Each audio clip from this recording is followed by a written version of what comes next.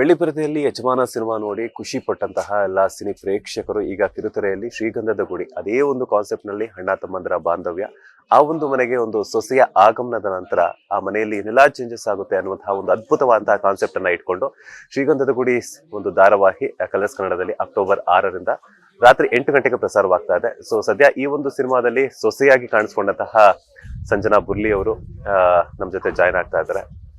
Cinema ಅಂತ ಅಂದ್ಬಿಟ್ಟೆ ನಾನು ಮಾತಾಡ್ತಾ ಯಾಕಂತಂದ್ರೆ ಸೀರಿಯಲ್ ಗಿಂತ ಸಿನಿಮಾ ರೇಂಜ್ಗೆ ನಿಮ್ಮ ಪ್ರೋಮೋ ಅಷ್ಟು ಚೆನ್ನಾಗಿ ಮೂಡ್ ಬಂದಿದೆ. ಸೊ ಅದರಲ್ಲಿ ನೀವು ಸೊಸೆಯಾಗಿ ಮನೆಯಲ್ಲಿ ಏನೆಲ್ಲ ಚೇಂಜಸ್ ಮಾಡ್ತೀರೋ ಅನ್ನುವಂಥದ್ದು ತುಂಬಾ ಚೆನ್ನಾಗಿ ಕನ್ನಡ ಕಿರುತೆರೆ ವೀಕ್ಷಕರಿಗೆ ತುಂಬಾ ಕ್ಯೂರಿಯಾಸಿಟಿ ಇದೆ. ಸೊ ಎಷ್ಟು ಸವಾಲ್ ಅನ್ನಿಸ್ತು ಈ ಒಂದು ಪಾತ್ರ ಅಂತ?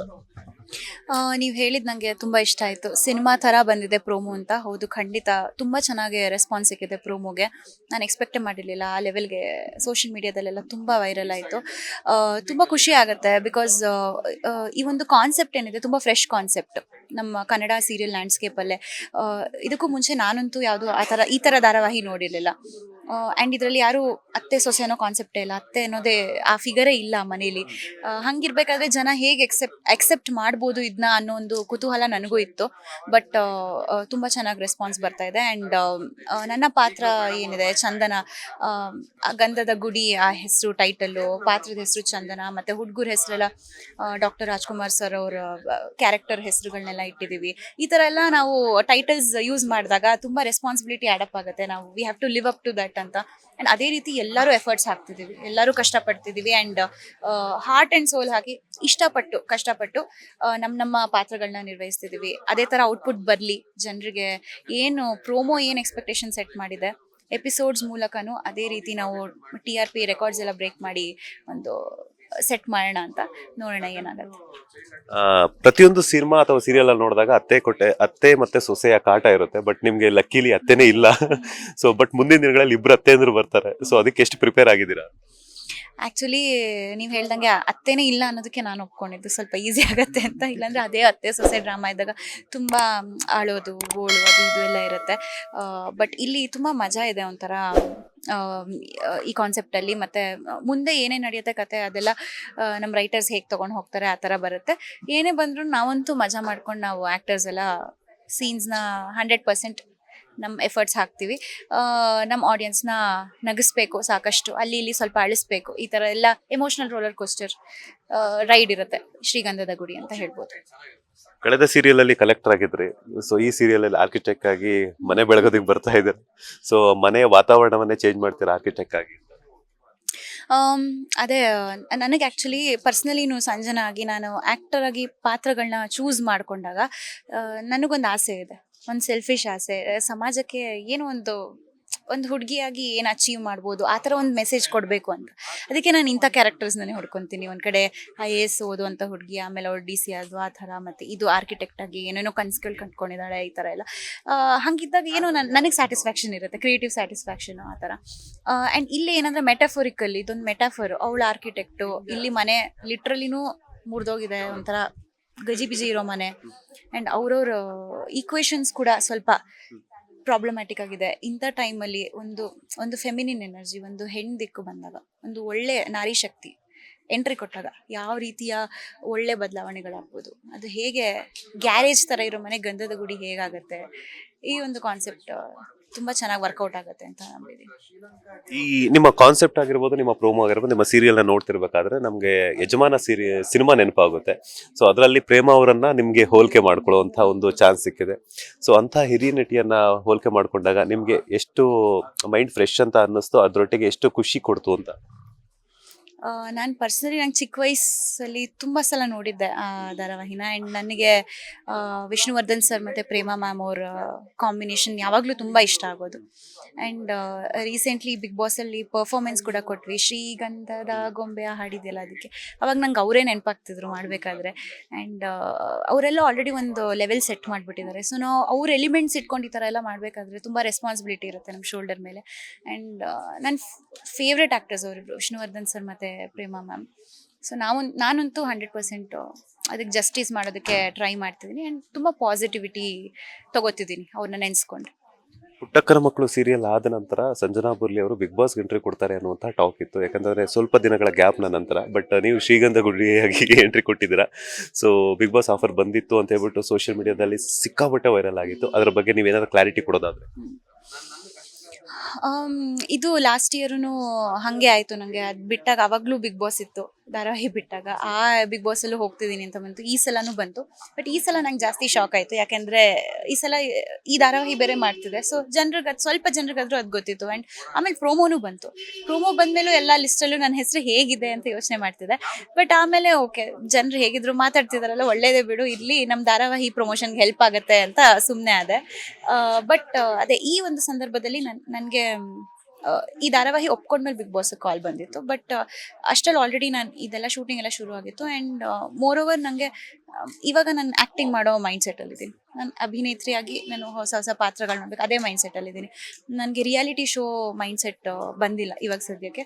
ಮುಂದೆ ಫ್ಯೂಚರಲ್ಲಿ ಯಾವತ್ತಾದರೂ ಹಂಗೆ ಅನಿಸಿದ್ರೆ ನಾನು ರಿಯಾಲಿಟಿ ಶೋ ಮಾಡಬೇಕು ಅಂತ ಅವಾಗ ಖಂಡಿತ ಮಾಡ್ತೀನಿ, ಯೋಚನೆ ಮಾಡ್ತೀನಿ ಅದ್ರ ಬಗ್ಗೆ. ಸೋಷಿಯಲ್ ಮೀಡಿಯಾದಲ್ಲಿ ತಳಕಾಕಿತ್ತು, ಅದ್ರ ಜೊತೆಗೆ ನಿಮಗೂ ಕೂಡ ಆಫರ್ ಬಂದಿತ್ತು ಬಿಗ್ ಬಾಸ್. ನಿಮ್ಮ ಪ್ರಕಾರ ಬಿಗ್ ಬಾಸ್ ಅಂದ್ರೆ ಏನಕ್ಕೆ? ಇನ್ ಕೇಸ್ ಬಿಗ್ ಬಾಸ್ಗೆ ಏನಾದ್ರು ಹೋಗೋದಾದ್ರೆ ಏನಕ್ಕೋಸ್ಕರ ಹೋಗ್ತೀರಾ ಅಂತ? ನನಗೆ ಬಿಗ್ ಬಾಸ್ ಒಂದು ಸೈಕಲಾಜಿಕಲ್ ಗೇಮ್ ಅಂತ ಅನ್ಸುತ್ತೆ. ಅದು ಕಾನ್ಸೆಪ್ಟ್ ಬಂದು ಬಿಗ್ ಬ್ರದರ್ ಅಂತ ಆಲ್ರೆಡಿ ವಿದೇಶದಲ್ಲಿ ನಡೆಸ್ತಿದ್ರು. ಆಮೇಲೆ ಅದು ಹಿಂದಿಲಿ ಬಂತು. ಆಮೇಲೆ ಎಲ್ಲ ರೀಜನಲ್ ಲ್ಯಾಂಗ್ವೇಜಸಲ್ಲೂ ತೊಗೊಂಡ್ರು. ಸೊ ಇಷ್ಟು ಒಂದು 4 ಗೋಡೆ ಮಧ್ಯೆ ಇಷ್ಟು ಜನರನ್ನ ಹಾಕಿದಾಗ ಎಲ್ಲರದು ವಿಭಿನ್ನವಾಗಿರೋ ಪರ್ಸ್ನಾಲಿಟೀಸ್, ಸೈಕಲಾಜಿಕಲಿ ಹೇಗೆ ಅವರು ಬೆರೀತಾರೆ ಆ್ಯಂಡ್ ಈ ಥರ ಚಾಲೆಂಜಸ್ ಎಲ್ಲ ಕೊಟ್ಟಾಗ ಯಾರು ಯಾವ ರೀತಿ ಇರ್ತಾರೆ ಇದೆಲ್ಲ. ಬಟ್ ನನಗೆ ಪರ್ಸ್ನಲಿ ಅಷ್ಟು ಪ್ಯಾಷನ್ ಇಲ್ಲ ರಿಯಾಲಿಟಿ ಶೋಸ್ ಬಗ್ಗೆ. ಅದು ಯಾಕೆ ಅಂತ ನಂಗೆ ಗೊತ್ತಿಲ್ಲ.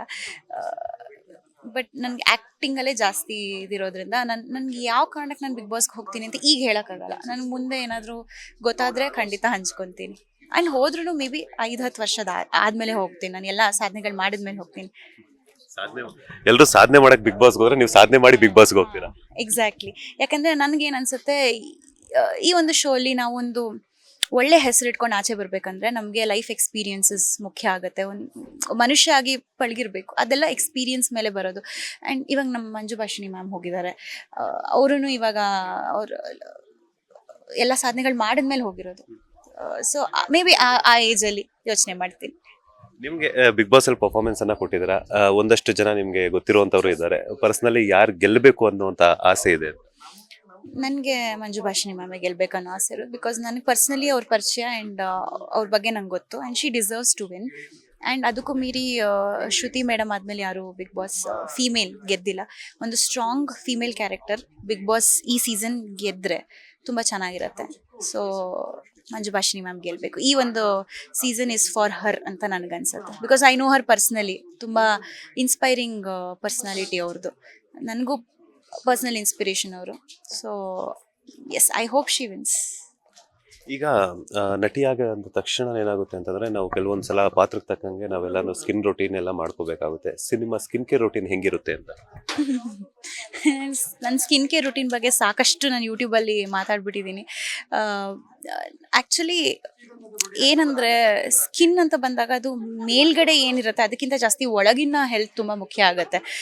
ನನಗೇನಾಗ್ಬಿಟ್ಟಿದೆ ಅಂದರೆ, ನಾನು ಎಲ್ಲ ಮ್ಯಾನೇಜ್ ಮಾಡ್ತಿರೋದ್ರಿಂದ ಓದ್ಕೊಂಡು ಆ್ಯಂಡ್ ಆಲ್ ನನಗೆ ನನ್ನ ಸ್ಲೀಪ್ ಸೈಕಲ್ ರೆಗ್ಯುಲೇಟ್ ಮಾಡೋಕ್ಕಾಗ್ತಿಲ್ಲ. ಅದರಿಂದ ಸ್ವಲ್ಪ ಸ್ಟ್ರೆಸ್ ಜಾಸ್ತಿ ಆಗಿ ಹಾರ್ಮೋನಲ್ ಇಂಬ್ಯಾಲೆನ್ಸ್ ಆಗಿ ಇತ್ತೀಚೆಗೆ ಕಷ್ಟ ಆಗ್ತದೆ ನನ್ನ ಸ್ಕಿನ್ ಮೇಂಟೈನ್ ಮಾಡೋದು. ಸೊ ನಾನೇನು ಹೇಳ್ತೀನಂದರೆ ಎಲ್ಲರಿಗೂ, ನಿಮ್ಮ ಸ್ಕಿನ್ ಹೆಲ್ತ್ ಅಥವಾ ನಿಮ್ಮ ಹೇರ್ನೆಲ್ಲ ಚೆನ್ನಾಗಿಟ್ಕೋಬೇಕಂದ್ರೆ ಅದು ಓನ್ಲಿ ನೀವು ಓವರ್ ಆಲ್ ಹೆಲ್ತ್ ಚೆನ್ನಾಗಿಟ್ಕೊಂಡ್ರೆ ಮಾತ್ರ ಸಾಧ್ಯ. ಅದರಲ್ಲಿ 3 ಇಂಪಾರ್ಟೆಂಟ್ ಥಿಂಗ್ಸ್ ಬರುತ್ತೆ. ನೀವೇನು ತಿಂತೀರಾ, ಆಹಾರ, ನೀವು ನಿದ್ದೆ, ಎಷ್ಟು ಕ್ವಾಲಿಟಿ ಸ್ಲೀಪ್, ನೀವು ಇಷ್ಟು ಅವರ್ಸ್ ಮಲಗಬೇಕು ಅನ್ನೋದಲ್ಲ, ನೀವು ಮಲಗೋ ಟೈಮೇ ನೀವು 6 ಅವರ್ಸೇ ಮಲಗಿದ್ರು ಅದು ಎಷ್ಟು ಚೆನ್ನಾಗಿರುತ್ತೆ. ಮತ್ತು ಇನ್ನೊಂದು ಎಕ್ಸಸೈಸ್. ಇದು ಮೂರು ನೀವು ಮಾಡಿದ್ರೆ ನಿಮ್ಮ ಓವರ್ ಆಲ್ ಹೆಲ್ತ್ ಚೆನ್ನಾಗಿರುತ್ತೆ. ಅದ್ರ ಜೊತೆ ನಿಮ್ಮ ಸ್ಕಿನ್ನು ಒಳಗಿಂದ ಚೆನ್ನಾಗಿರುತ್ತೆ. ಅದು ಬಿಟ್ಟರೆ ನೀವು ಮೇಲಿಂದ ಏನೇ ಮಾಡಿದ್ರು ಅದು ಲಾಂಗ್ ಲಾಸ್ಟಿಂಗ್ ಇರಲ್ಲ.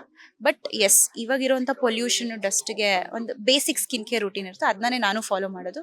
ಅದು ನಾನು ಶೇರ್ ಮಾಡ್ಕೊಬೇಕಂದ್ರೆ ಫಸ್ಟು ಫೇಸ್ ವಾಶ್, ಕ್ಲೆನ್ಸರ್ ಏನಿರುತ್ತೆ ಅದು. ಐ ಥಿಂಕ್ ಹುಡುಗರು ನೀವೆಲ್ಲ ಏನು ಮಾಡಲ್ಲ ಇದ್ರಲ್ಲಿ, ನಂಗೆ ಗೊತ್ತು. ಬಟ್ ನಾನು ಹೇಳ್ತೀನಿ, ಆ್ಯಕ್ಚುಲಿ ಗಂಡಸ್ರು they have to follow this routine. ಇವಾಗಿನ ಕಾಲ ಬದಲಾಗಿದೆ. ಇವಾಗ ತುಂಬ ಓಝೋನ್ ಡಿಪ್ರೆಷನ್ ಆಗಿದೆ, ಗ್ಲೋಬಲ್ ವಾರ್ಮಿಂಗ್ ಜಾಸ್ತಿ ಆಗಿದೆ. ಸೊ UV ರೇಡಿಯೇಷನ್ ಲೀಕ್ ಆಗ್ತಿರೋದು ಜಾಸ್ತಿ ಉಂಟು. ಇಂಥದ್ರಲ್ಲಿ ಸ್ಕಿನ್ ಡ್ಯಾಮೇಜ್ ಆಗುವಂಥ ಚಾನ್ಸಸ್ ಈಗ ಜಾಸ್ತಿ ಇದೆ ಗಂಡಸ್ರಿಗೂ ಕೂಡ. ಸೊ ಕ್ಲೆನ್ಸರು, ಆಮೇಲೆ ಟೋನರ್ ಇರುತ್ತೆ, ಆಮೇಲೆ ಸ್ಕಿನ್ ಸೀರಮ್ ಇರುತ್ತೆ, ಮಾಯ್ಶ್ಚರೈಸರ್ ಇರುತ್ತೆ. ಡ್ರೈ ಸ್ಕಿನ್ ಇರೋರು ಸ್ವಲ್ಪ ಜಾಸ್ತಿ ಹಚ್ಕೋಬೇಕು. ಲಾಸ್ಟಲ್ಲಿ ತುಂಬ ಮುಖ್ಯವಾಗಿರೋಂಥದ್ದು ಸನ್ಸ್ಕ್ರೀನ್. ಹುಡುಗರು ನೀವು ಏನು ಮಾಡಿಲ್ಲ ಅಂದ್ರೂ ಪರವಾಗಿಲ್ಲ, ದಿನ ಸನ್ಸ್ಕ್ರೀನ್ ಹಚ್ಕೊಂಡು ಓಡಾಡಿ. ಬಿಕಾಸ್ ಇವಾಗ ನಮ್ಮ ವಾತಾವರಣ ತುಂಬ ಕೆಟ್ಟದಾಗೋಗಿದೆ, ಪೊಲ್ಯೂಷನ್ ಜಾಸ್ತಿ ಆಗಿದೆ, ಸನ್ಲೈಟ್ ರೇಡಿಯೇಷನ್ ಜಾಸ್ತಿ ಆಗಿದೆ, UVB ರೇಡಿಯೇಷನ್. ಸೊ ಇಷ್ಟು ನಾನು ಸಜೆಸ್ಟ್ ಮಾಡ್ತೀನಿ ನನ್ನ ಕಡೆಯಿಂದ. ನಾನು ಡಾಕ್ಟರ್ ಅಲ್ಲ, ಬಟ್ ನನಗೆ ಸ್ವಲ್ಪ ಮೆಡಿಕಲ್ ಸೈನ್ಸಲ್ಲಿ ಜಾಸ್ತಿ ಆಸಕ್ತಿ. ಈಗ ಹೋಮ್ ರೆಮಿಡೀಸ್ ಎಲ್ಲ ಇದೆ, ಕೆಲವರು ಟ್ರೈ ಮಾಡ್ತಿರ್ತಾರೆ, ಕೆಲವರೆಲ್ಲ ಬ್ಯೂಟಿ ಪಾರ್ಲರ್ಸ್ಗೆ ಹೆಚ್ಚಾಗಿ ಹೋಗ್ತಿರ್ತಾರೆ. ಸಂಜನಾ ಬುರ್ಲಿ ಅವರು ಹೋಮ್ ರೆಮಿಡೀಸ್ ಜಾಸ್ತಿ ಟ್ರೈ ಮಾಡ್ತಾರೆ ಅಥವಾ ಪಾರ್ಲರ್ಸ್ಗೆ ಹೆಚ್ಚಾಗಿ ಹೋಗ್ತಿರ್ತಾರೆ? ನಾನು ಯಾವ ರೆಮಿಡೀಸು ಮಾಡ್ಕೊಳ್ಳಲ್ಲ. ನಾನು ಸೈಂಟಿಫಿಕಲಿ ಏನು ಕರೆಕ್ಟ್ ಇದೆ ಅದ್ರ ಬಗ್ಗೆ ರಿಸರ್ಚ್ ಮಾಡಿ ಡರ್ಮಟಾಲಜಿಸ್ಟ್ನ ಕನ್ಸಲ್ಟ್ ಮಾಡಿನೇ ಎಲ್ಲ ಮಾಡೋದು. ಯಾರು ಯಾವ ರೆಮಿಡೀಸು, ಅದು ಹೋಮ್ ರೆಮಿಡೀಸ್ ಆಗಲಿ, ಪಾರ್ಲರ್ ಆಗಲಿ, ಸೆಲಾನ್ ಆಗಲಿ, ಬ್ಲೈಂಡಾಗಿ ಯಾರ್ದು ನಂಬೇಡಿ. ಆ್ಯಂಡ್ ಎಲ್ಲ ಸ್ಕಿನ್ ಟೈಪ್ ಬೇರೆ ಇರುತ್ತೆ. ನನಗೇನು ವರ್ಕ್ ಆಗುತ್ತೆ ಅದು ನಿಮಗೆ ವರ್ಕ್ ಆಗಲ್ಲ. Ultimately it's all genetics. So ನಿಮ್ಮ ಸ್ಕಿನ್ ಡಾಕ್ಟರ್ನ ಕನ್ಸಲ್ಟ್ ಮಾಡಿ ಅವ್ರೇನು ಹೇಳ್ತಾರೋ ಅದನ್ನ ಮಾಡಿ. ಹೇರ್ ಕೇರ್ ರೂಟೀನ್ ಎಲ್ಲ ಹೆಂಗಿರುತ್ತೆ ಮೇಡಮ್? ಯಾಕಂತಂದ್ರೆ ಪಾತ್ರಕ್ಕೆ ತಕ್ಕಂಗೆಲ್ಲ ಚೇಂಜಸ್ ಮಾಡ್ಕೋಬೇಕಾಗುತ್ತೆ, ಕೆಲವೊಂದ್ಸಲ ಕರ್ಲಿ ಹೇರ್ಸ್ ಬೇಕಾಗುತ್ತೆ, ಅದ್ರ ಬಗ್ಗೆ ಎಲ್ಲಾನು ಡ್ಯಾಮೇಜ್ ಆಗುವಂಥ ಚಾನ್ಸಸ್ ಇರುತ್ತೆ. ಅವಾಗ ಹೆಂಗೆ, ಅದ್ರ ಜೊತೆಗೆ ಎಷ್ಟು ದಿನಕ್ಕೊಮ್ಮೆ ಆಯಿಲ್ ಅಪ್ಲೈ ಮಾಡೋದಾದ್ರೆ ಎಷ್ಟು ದಿನಕ್ಕೊಮ್ಮೆ ಆಯಿಲ್ ಅಪ್ಲೈ ಮಾಡಿ? ಸೊ ಅಗೇನ್ ನೀವು ಸ್ಕಿನ್ ಡಾಕ್ಟರ್ಸ್ನ, ಡರ್ಮಟಾಲಜಿಸ್ಟ್ನ ಕೇಳಿದ್ರೆ ಎಲ್ಲರೂ ಆಯಿಲ್ ಅಪ್ಲೈ ಮಾಡೋಕ್ಕಾಗಲ್ಲ. ಆಯಿಲಿ ಸ್ಕಿನ್ ಇರೋರು ಆಯಿಲ್ ಅಪ್ಲೈ ಮಾಡಿದ್ರೆ ಆ್ಯಕ್ನೆ ಬಂದುಬಿಡುತ್ತೆ. ಸೊ ಅಗೇನ್ ಎಲ್ಲ ಬಾಡಿನೂ ಡಿಫ್ರೆಂಟ್ ಆಗಿರುತ್ತೆ. ನೀವು ಹೇರ್ ಕೇರ್, ಹೇರ್ ಮೇಂಟೆನೆನ್ಸ್ ಅಂತ ಎಲ್ಲ ಬಂದಾಗ ಒಂದ್ಸಲ ಡಾಕ್ಟರ್ ವಿಸಿಟ್ ಮಾಡೋದು ತುಂಬಾ ಅವಶ್ಯಕತೆ. ಅವರು ಏನು ಹೇಳ್ತಾರೆ, ಯಾವ ರೀತಿ ಹೇಳ್ತಾರೆ ಅದನ್ನ ಫಾಲೋ ಮಾಡೋದು ಬೆಸ್ಟ್. ಅದ್ರ ಜೊತೆ ನಾನು ಹೇಳ್ದಂಗೆ ಆಹಾರದಲ್ಲಿ ಎಲ್ಲ, ಇವಾಗ ಹೇರ್ ಅಂತ ಬಂದರೆ ಅದಕ್ಕೆ ಹೇರ್ ಗ್ರೋತ್ಗೆ ಕೆರಾಟಿನ್, ಪ್ರೋಟೀನ್ ತುಂಬ ಮುಖ್ಯ. ಅದಕ್ಕಂತ ನೀವು ನಟ್ಸ್ ಎಲ್ಲ ಸ್ವಲ್ಪ ಜಾಸ್ತಿ ತಿನ್ನಬೇಕಾಗತ್ತೆ. ಪ್ರೋಟೀನ್ ಇಂಟೇಕ್ ಚೆನ್ನಾಗಿರಬೇಕು. ದಿನಕ್ಕೆ ನೀವು ಎಷ್ಟು kg ಇರ್ತೀರಾ ಅದಕ್ಕೆ 1 ಗ್ರಾಮ್ ಪ್ರೋಟೀನ್ ಮಿನಿಮಮ್. ಹುಡುಗಿರಿಗೆ 1.5 ಗ್ರಾಮ್, ಹುಡುಗರಿಗೆ ಈ ಥರ ಎಲ್ಲ ಇದೆ. ಇದೆಲ್ಲ ಎಲ್ಲರೂ ತಿಳ್ಕೊಬೇಕಾಗಿರೋಂಥ ಜನರಲ್ ನಾಲೆಜ್. ಅವಾಗ ಎಲ್ಲರೂ ನೀಟಾಗಿ ಮೇಂಟೈನ್ ಮಾಡ್ಬೋದು. ನಮಗೆ ನೀವು ಹೇಳ್ದಂಗೆ ಹೇರ್ ಸ್ಟೈಲ್ಸ್ ಚೇಂಜ್ ಮಾಡ್ಕೊಳ್ಳೋದಿರುತ್ತೆ. ಸೊ ನಾನು ಹೇರ್ ಮಾಸ್ಕ್ ಆಗಿರ್ಬೋದು, ಆಯಿಲ್ ನಾನು ಯೂಶ್ವಲಿ ಅವಾಯ್ಡ್ ಮಾಡ್ತೀನಿ, ಯಾಕೆಂದರೆ ನನಗೆ ಆ್ಯಕ್ನೆ ಬಂದುಬಿಡುತ್ತೆ. ಎಣ್ಣೆ ನಾನು ತಿಂಗ್ಳಿಗೆ ಒಂದ್ಸಲ ಹಚ್ತೀನಿ ಅಷ್ಟೇ. ಅದೂ ತುಂಬ ಕಡಿಮೆ, ತೀರಾ ಹಚ್ಚಲ್ಲ, ಓವರ್ ನೈಟ್ ಬಿಡಲ್ಲ, 1 hour ಬಿಡ್ತೀನಿ ಅಷ್ಟೇ. ಅದು ಬಿಟ್ಟು ಹೇರ್ ಮಾಸ್ಕ್ ತುಂಬ ಯೂಸ್ ಮಾಡ್ತೀನಿ ನಾನು. ಕೆರಾಟಿನ್ ಹೇರ್ ಮಾಸ್ಕ್ ಅಂತಲೇ ಬರುತ್ತೆ, ಅದು ಸ್ವಲ್ಪ ರಿಜುವಿನೇಟ್ ಮಾಡುತ್ತೆ ಹೇರ್ನ. ಆ್ಯಂಡ್ ದಿನ ನಾನು ಸ್ಟ್ರೇಟ್ನಿಂಗ್, ಕರ್ಲಿಂಗ್ ಏನೇ ಇದ್ದರೂ ಹೇರ್ ಪ್ರೊಟೆಕ್ಷನ್ ಸ್ಪ್ರೇ ಅಂತ ಬರುತ್ತೆ, ಹರ್ಬಲ್, ಅದನ್ನ ಯೂಸ್ ಮಾಡ್ತೀನಿ. ಈ ಥರ ಎಲ್ಲ ಸ್ವಲ್ಪ ಕೇರ್ ತೊಗೋತಿರ್ತೀವಿ. ಈ ಬೋಟಾಕ್ಸ್ ಬಗ್ಗೆ, ವೆಯ್ಟ್ ರಿಡಕ್ಷನ್ ಸರ್ಜರೀಸ್ ಬಗ್ಗೆ ನಿಮ್ಮ ಒಪಿನಿಯನ್ ಏನು? ನನ್ನ ಪರ್ಸ್ನಲಿ ನನಗೆ ಅದು ಯಾವುದೂ ಇಷ್ಟ ಇಲ್ಲ. ಆ್ಯಂಡ್ ನಾನಂತೂ ಯಾವುದೂ ಮಾಡಿಸ್ಕೊಳ್ಳೋದು ಇಲ್ಲ. I am someone who believes ದೇವ್ರು ನಿಮ್ಗೆ ನ್ಯಾಚುರಲಾಗಿ ಏನು ಕೊಟ್ಟಿದ್ದಾರೆ, ಏಜ್ ಲೈಕ್ ವೈನ್, ನ್ಯಾಚುರಲ್ ಆಗಿ ಏಜ್ ಆಗಿ and accept it, embrace yourself the way you are. ಎಲ್ಲರೂ ಏಜ್ ಆಗೇ ಆಗ್ತಾರೆ. ಬಿಕಾಸ್ ಇದೆಲ್ಲ ಏನಿದೆ, ನೀವು ಬೋಟಾಕ್ಸ್ ಆಗಲಿ ಅಥವಾ ಫಿಲ್ಲರ್ಸ್ ಆಗಲಿ, ಅದೆಲ್ಲ ಇವಾಗ ತುಂಬ ಫೇಮಸ್ ಆಗೋಗಿದೆ, ಎಲ್ಲರೂ ತುಂಬ ಕಾಮನ್ ಆಗೋಗಿದೆ. ನಮ್ಮ ಇಂಡಸ್ಟ್ರಿಲಿ ಇಲ್ಲದೆ ಇರೋರು ಮಾಡಿಸ್ಕೋತಿದ್ದಾರೆ. ಫೈನ್ ಲೈನ್ಸ್ನ ರಿಡ್ಯೂಸ್ ಮಾಡೋದು, ಏಜಿಂಗ್ನ ನಿಲ್ಲಿಸೋದು, ಅಥವಾ ಆ್ಯಂಟಿ ageing treatments, surgeries, cosmetic surgeries, ನಿಮ್ಮ ಫೀಚರ್ಸ್ನೆಲ್ಲ ಚೇಂಜ್ ಮಾಡಿಸ್ಕೊಳ್ಳೋದಕ್ಕೆ, ಇದೆಲ್ಲ ಎಲ್ಲದಕ್ಕೂ ಸೈಡ್ ಎಫೆಕ್ಟ್ಸ್ ಇರುತ್ತೆ. ಆ್ಯಂಡ್ ಅದಕ್ಕೆ ಮೇಂಟೆನೆನ್ಸ್ ಅಂತ ಬಂದಾಗ ಅದಕ್ಕೆ 1000 ಬೇರೆ ಇದಿರುತ್ತೆ. ನನ್ನ ಪರ್ಸ್ನಲ್ ಏನು ಒಪಿನಿಯನ್ ಅಂದರೆ, ಇದನ್ನು ನಾವು ಚೇಂಜ್ ಮಾಡಬೇಕು. ಈ ಟ್ರೆಂಡ್ ಏನಿದೆ, ಈ ಸ್ಟ್ಯಾಂಡರ್ಡ್ಸ್ ಏನು ಸೆಟ್ ಮಾಡಿಬಿಟ್ಟಿದೆ, ಇದನ್ನ ಒಬ್ಬರು ಚೇಂಜ್ ಮಾಡೋಕ್ಕೆ ಶುರು ಮಾಡಿದ್ರೆ ರೆವಲ್ಯೂಷನ್ ತಂದರೆ ಎಲ್ಲರೂ ನ್ಯಾಚುರಲ್ ಬ್ಯೂಟಿ ಅಕ್ಸೆಪ್ಟೆನ್ಸಿಗೆ ಬರ್ತಾರೆ. ಸೊ ದೇವ್ರು ನಿಮ್ಗೆ ಹೇಗೆ ಕೊಟ್ಟಿದ್ದಾರೆ ಅದನ್ನ ಒಪ್ಕೊಳ್ಳಿ. Everything is beautiful and beauty is in the eyes of the beholder ಅಂತ ಹೇಳ್ತಾರೆ. ನಾವು ನೋಡೋ ದೃಷ್ಟಿಲಿರುತ್ತೆ. ಒಬ್ಬರು ಮಿಸ್ ವರ್ಲ್ಡ್ ಇರ್ಬೋದು, ಅವ್ರು ಎಲ್ಲರ ಕಣ್ಣಿಗೂ ಚೆನ್ನಾಗಿ ಕಾಣಿಸ್ಬೇಕು ಅಂತ ಏನಿಲ್ಲ. So you have to love yourself first, then the world will love you, ಅಷ್ಟೇ. ಸಂಜನಾ ಬುರ್ಲಿ ಅವರು ವರ್ಕೌಟ್ ಜಾಸ್ತಿ ಮಾಡ್ತಾರಾ, ಯೋಗ ಜಾಸ್ತಿ ಮಾಡ್ತಿರ್ತಾರಾ? ಇನ್ ಕೇಸ್ ವರ್ಕೌಟ್ ಮಾಡೋದಾದ್ರೆ ನಿಮ್ಮ ವರ್ಕೌಟ್ ರೂಟೀನ್ ಹೆಂಗಿರುತ್ತೆ ಅಂತ? ನಾನು ಯೋಗ ಅಂದರೆ ಸೂರ್ಯ ನಮಸ್ಕಾರ ಪರ್ಟಿಕ್ಯುಲರ್ ಆಗಿ ದಿನ ಮಾಡ್ತೀನಿ. ಬಟ್ ಇವಾಗ ಸೀರಿಯಲ್ ಶುರು ಆದಾಗಿಂದ ಜಿಮ್ ಹೋಗೋದು ಸ್ವಲ್ಪ ಕಡಿಮೆ ಆಗೋಗಿದೆ, ಯಾಕೆಂದರೆ ಟೈಮ್ ಸಿಗ್ತಾ ಇಲ್ಲ. ಅದರ್ವೈಸ್ ನನಗೆ ಜಿಮ್ಮಲ್ಲಿ ವರ್ಕೌಟ್ ಮಾಡೋದಕ್ಕೂ ಇಷ್ಟ. ನನಗೆ HIIT ವರ್ಕೌಟ್ ಅಂತ ಬರುತ್ತೆ, ಹೈ ಇಂಟೆನ್ಸಿಟಿ ಇಂಟರ್ವಲ್ ಟ್ರೈನಿಂಗ್. ಅದು ನನಗೆ ತುಂಬ ಇಷ್ಟ, ಯಾಕೆಂದರೆ ಶಾರ್ಟ್ ಟೈಮಲ್ಲಿ ನೀವು ಜಾಸ್ತಿ ಇದು ಮಾಡ್ಬೋದು. ಆ್ಯಂಡ್ ಸ್ಟ್ರೆಂತ್ ಟ್ರೈನಿಂಗ್ ಅಫ್ಕೋರ್ಸ್ ಈಗೀಗ ಶುರು ಮಾಡಿದೆ ನಾನು. 1 year ಧಾರಾವಾಹಿ ಬಿಟ್ಟ ಮೇಲಿಂದ ನಾನು ಆ್ಯಕ್ಚುಯಲ್ ಸ್ಟ್ರೆಂತ್ ಟ್ರೈನಿಂಗ್ ಶುರು ಮಾಡಿದೆ. ಅದು ನನಗೆ ಇಷ್ಟ. ವೆಯ್ಟ್ ಲಿಫ್ಟಿಂಗ್ ಆ್ಯಂಡ್ ಆಲ್, ಅದು ಹೆಣ್ಮಕ್ಳಿಗೆ ತುಂಬ important. Because muscle mass increase ಆಗುತ್ತೆ ಅವಾಗ. ಅದು ಹೋಗ್ತಾ ಹೋಗ್ತಾ ನಮ್ಗೆ ಗೊತ್ತಾಗುತ್ತೆ, ಈಗ ಗೊತ್ತಾಗಲ್ಲ ಅದ್ರ ಬೆನಿಫಿಟ್ಸು. 40s ಆದಮೇಲೆ ಹೆಣ್ಮಕ್ಳಿಗೆ ತುಂಬ ಪ್ರಾಬ್ಲಮ್ಸ್ ಇರುತ್ತೆ, ಕ್ಯಾಲ್ಶಿಯಮ್, ಬೋನು, ಮಸಲ್ಲು, ಟೆಂಡಾನ್ಸ್ದೆಲ್ಲ. ಸೊ ಅದಕ್ಕೆಲ್ಲ ಈಗಲಿಂದ ನಾವು early 20s ಸ್ಟಾರ್ಟ್ ಮಾಡಬೇಕು ಎಲ್ಲ ಹೆಣ್ಮಕ್ಳು. ನನಗೆ ಎಲ್ಲ ರೀತಿ ವರ್ಕೌಟ್ಸ್ ಇಷ್ಟ, ಬಟ್ ನನ್ನ ಫೇವ್ರೇಟ್ ಅಂದರೆ ಸ್ವಿಮ್ಮಿಂಗ್. ನಂಗೆ ಸ್ವಿಮ್ಮಿಂಗ್ ಅಂದರೆ ತುಂಬ ಇಷ್ಟ. ಆ್ಯಂಡ್ ಅದರಲ್ಲಿ ಓವರ್ ಆಲ್ ಬಾಡಿ ಇನ್ವಾಲ್ವ್ ಆಗಿರುತ್ತೆ, all the muscles R involve. So any day ನನಗೇನಾದರೂ ಕ್ಯಾಲರೀಸ್ ಬರ್ನ್ ಮಾಡಬೇಕು, ವರ್ಕೌಟ್ ಮಾಡಬೇಕು ಆ್ಯಂಡ್ ನನಗೆ ಇಷ್ಟನೂ ಆಗಬೇಕಂದ್ರೆ ಐ ವಿಲ್ ಚೂಸ್ ಸ್ವಿಮ್ಮಿಂಗ್. ದುಬೈಯಲ್ಲಿ ನಿಮ್ಮ ಒಂದು ಐಫೋನ್ ಅನ್ನ ಕಳ್ಕೊಂಡಿದ್ರಿ ಅಂತ ಹೇಳ್ಬಿಟ್ಟು ಒಂದು ಸುದ್ದಿ ಇತ್ತು. ಸೊ ಅದು ಹಿಂಗೆ ಏನು ಅದ್ರ ಬಗ್ಗೆ ಹೇಳೋದಾದ್ರೆ? ಎಸ್, ಅದು ಸುಮ್ಮನೆ ಹಾಗೆ ಹಂಚ್ಕೊಂಡೆ ಒಂದು ಕಡೆ, ಆಮೇಲೆ ಎಲ್ಲರಿಗೂ ಗೊತ್ತಾಗೋಗಿದೆ ಆ ವಿಷಯ. ಅದು ಸ್ವಲ್ಪ ನನಗೆ ಅಲ್ಲಿ ಫ್ಲೈಟ್ ಮಿಸ್ ಆಗೋಗುತ್ತೆ ಅನ್ನೋ ಟೆನ್ಷನ್ ಇತ್ತು. ಬಿಕಾಸ್ ವಾಪಸ್ ಬಂದು ನನಗೆ ಎಕ್ಸಾಮ್ ಇತ್ತು, ಓದಬೇಕಿತ್ತು. ಆ ಟೆನ್ಷನಲ್ಲಿ ನಾನು ಇದೇ 2 ಐಫೋನ್ನ ಕ್ಯಾರಿ ಮಾಡ್ತಿದ್ದೆ. ಒಂದು ಹಾಗೆ ಅಲ್ಲೇ ಟ್ಯಾಕ್ಸಿಲೇ ಬಿಟ್ಬಿಟ್ಟಿದ್ದೆ, ಏರ್ಪೋರ್ಟ್ ಟ್ಯಾಕ್ಸಿಲಿ. ಆಮೇಲೆ ಫ್ಲೈಟ್ ಕೂತ್ಕೊಂಡು ಇನ್ನೇನು ಟೇಕ್ ಆಫ್ ಆಗ್ತಿದೆ ಅನ್ನೋ ಟೈಮಲ್ಲಿ ನನಗೆ ನೆನಪಾಯಿತು ನನ್ನ ಹತ್ರ ಈ ಫೋನ್ ಇಲ್ಲ ಅಂತ. ಏನೇನೋ ಸರ್ಕಸ್ ಮಾಡಿ ಇದರಲ್ಲಿ ಆ್ಯಕ್ಚುಲಿ ಒಂದೇನಂದರೆ ಆ್ಯಪಲ್ ಅವ್ರದ್ದು ಪ್ರಮೋಟ್ ಮಾಡಬಾರ್ದು ನಾನು ಹಿಂಗೆಲ್ಲ ಫ್ರೀಯಾಗೆ, ಬಟ್ ಫ್ಯಾಕ್ಟ್ ಇಸ್ ಫ್ಯಾಕ್ಟ್, ಅವ್ರದ್ದು ಸೇಫ್ಟಿ ಫೀಚರ್ಸ್ ಎಲ್ಲ ತುಂಬ ಚೆನ್ನಾಗಿದೆ. ಗೊತ್ತಾಗ್ಬಿಡುತ್ತೆ, ಈಸಿಯಾಗಿ ಹುಡುಕ್ಬೋದು. ಅದನ್ನೆಲ್ಲ ಟ್ರ್ಯಾಕ್ ಮಾಡಿ ಏನೇನೋ ಮಾಡಿ ಅಲಾರಾಮ್ ಎಲ್ಲ ಆನ್ ಮಾಡಿ ಲಾಸ್ಟ್ ಫೋನ್ ಅಂತ ಏನೋ ಆಪ್ಷನ್ ಇದೆ. ಆಮೇಲೆ ಹೆಂಗೋ ಮಾಡಿ ಆ ಡ್ರೈವರ್ಗೆ ಅದು ಸಿಕ್ಬಿಟ್ಟು ನನ್ನ ಫ್ರೆಂಡ್ ಕೊಡೋಕ್ಕೆ ಹೇಳಿ, ಆಮೇಲೆ ಯಾರೋ ಬರ್ತಿದ್ರು ಬೆಂಗಳೂರಿಗೆ, ಅವ್ರ ಕೈಲಿ ತರಿಸ್ಕೊಂಡು ಸಿಕ್ಕಾಪಟ್ಟೆ ಸರ್ಕಸ್ ಮಾಡಿ, ಬಟ್ ಕೊನೆಗೆ ಸಿಕ್ತು ಹುಷಾರಾಗಿ. ಅದೇ ದೊಡ್ಡ ಮಿರಾಕಲ್. ಆ್ಯಕ್ಚುಲಿ ನಾನೇನು ಕ್ರೆಡಿಟ್ ಕೊಡ್ತೀನಿ ಅಂದರೆ ನನಗೆ ಒಂದು ಅಭ್ಯಾಸ ಇದೆ, ಎಲ್ಲ ವಸ್ತುಗಳಿಗೆಲ್ಲ ಹೆಸರು ಇಡ್ತೀನಿ. ನಾನು ತುಂಬ ಹತ್ರ ಇರೋ ವಸ್ತುಗಳಿಗೆ. ನಾನು ಈ ಫೋನ್ಗೆ ಕೃಷ್ಣ ಅಂತ ಹೆಸರಿಟ್ಟಿದೆ, ಅದಕ್ಕೆ ನನಗೆ ಸಿಕ್ತು ಅಂತ ನನ್ನ ನಂಬಿಕೆ. ಫೈನಲಿ ಅಕ್ಟೋಬರ್ 6ರಿಂದ ರಾತ್ರಿ 8 ಗಂಟೆಗೆ ಪ್ರಸಾರವಾಗ್ತಾ ಇದೆ. ಏನು ಹೇಳ್ತೀರಾ ಕನ್ನಡಿಗರಿಗೆ? ಸೊ ಈ ಕಾನ್ವರ್ಸೇಷನ್ ಎಷ್ಟು ಮಜವಾಗಿತ್ತೋ ಅದೇ ಥರನೇ ಫುಲ್ಲು ಮಜವಾಗಿರುತ್ತೆ ಪ್ರತಿಯೊಂದು ಪಾತ್ರನೂ ಶ್ರೀಗಂಧದ ಗುಡಿ ಧಾರಾವಾಹಿಲಿ. ಆ್ಯಂಡ್ ಆ ಕಾನ್ಸೆಪ್ಟು, ಆ ಕತೆ, ಸೀನ್ಸು ಎಲ್ಲ ನಿಮ್ಗೆ ತುಂಬಾ ಇಷ್ಟ ಆಗುತ್ತೆ. ನೀವು ಪ್ರೋಮೋ ಅಂತೂ ನೋಡೇ ಇದ್ದೀರಾ. ಪ್ರೋಮೋ ನೋಡ್ಬಿಟ್ಟು ಅದೇ ಎಷ್ಟು ನೀವು ಇಷ್ಟಪಟ್ಟಿದ್ದೀರಾ ಇನ್ನು ಇಮ್ಯಾಜಿನ್ ಮಾಡಿ ಆ್ಯಕ್ಚುಲ್ ಧಾರಾವಾಹಿ ಹೇಗಿರುತ್ತೆ ಅಂತ. ಸೊ ಖಂಡಿತ ಅಕ್ಟೋಬರ್ 6ನೇ ತಾರೀಕಿಂದ 8 ಗಂಟೆಗೆ ಕಲರ್ಸ್ ಕನ್ನಡದಲ್ಲಿ ಶ್ರೀಗಂಧದ ಗುಡಿ ನೋಡಿ, ಅದನ್ನ ಸವೀರಿ, ಅದನ್ನ ಮಜವಾಗಿ ಎಂಜಾಯ್ ಮಾಡಿಕೊಂಡು ಮನೋರಂಜನೆ ತಗೊಳ್ಳಿ ಅಂತ ಹೇಳಕ್ಕೆ ಇಷ್ಟಪಡ್ತೀನಿ. Thank you so much. ಒಳ್ಳೆದಾಗಿ. Thank you sir, thank you. ಇದಾಗಿತ್ತು ನಟಿ ಸಂಜನಾ ಬುರ್ಲಿ ಅವರ ಮಾತು. ಕ್ಯಾಮರಾ ಪರ್ಸನ್ ರಾಘವೇಂದ್ರ ಸ್ವಾಮಿ ಜೊತೆ Manjunath Srinivas, boss TV Kannada, Bengaluru. Latest ಹಾಗೂ ಇಂಟ್ರೆಸ್ಟಿಂಗ್ ಸುದ್ದಿಗಳಿಗಾಗಿ ಬಾಸ್ ಟಿವಿ ಕನ್ನಡ ಚಾನೆಲ್ನ ಸಬ್ಸ್ಕ್ರೈಬ್ ಮಾಡಿ. ಹಾಗೆಯೇ ಬೆಲ್ ಐಕಾನ್ ಪ್ರೆಸ್ ಮಾಡಿ. ಇದರ ಜೊತೆಗೆ ಫೇಸ್ಬುಕ್, ಇನ್ಸ್ಟಾಗ್ರಾಮ್, ಎಕ್ಸ್ ನಲ್ಲೂ ಮಿಸ್ ಮಾಡದೆ ಫಾಲೋ ಮಾಡಿ.